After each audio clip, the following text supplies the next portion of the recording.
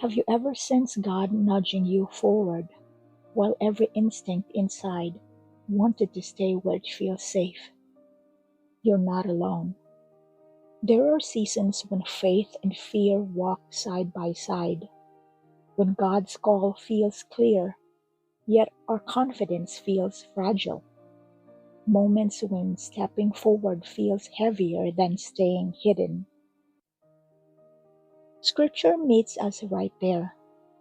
It doesn't rush past hesitation or dismiss uncertainty. Instead, it gently invites us to see how God works through people who feel unready, unsure, and quietly overwhelmed by the weight of what He is asking. Today, we step into one of those stories, a moment of divine choosing, followed by unexpected hesitation. A man selected by God, confirmed by His Spirit, yet found hiding when it was time to be seen. Not because God wavered, but because fear spoke louder than calling. This story unfolds in 1 Samuel chapter 10. Israel has been asking for a king. God responds deliberately. Saul is chosen, anointed, and affirmed through unmistakable signs. The Spirit of God comes upon him with power. Everything about this moment points to divine appointment. And then the day of revealing arrives. The tribes are gathered. The lot is cast. The question is asked, has the man come here yet? And the Lord answers plainly, yes, he is hiding himself among the supplies. The anointed king, hiding, not because the calling was unclear, not because God changed his mind, but because Saul could not yet stand fully in who God said he was. And that's a place many of us recognize. You can be chosen and still unsure. You can be called and still afraid. You can sense God moving and quietly hope someone else steps forward instead. Saul's hiding wasn't loud or rebellious. It was subtle, rooted in insecurity. He came from the smallest tribe. He didn't see himself the way God saw him. The weight of leadership felt heavier than his confidence. And in midlife, that tension often rises again. This is the season when God may open doors we didn't expect, when He calls us into deeper obedience, new trust, or unfamiliar purpose. We've prayed for clarity, and when it comes, it demands courage we didn't plan for.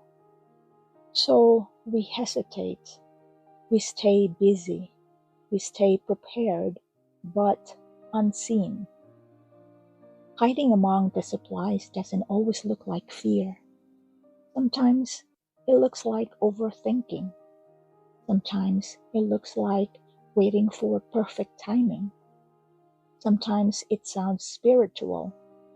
I just want to be sure, even when God has already spoken.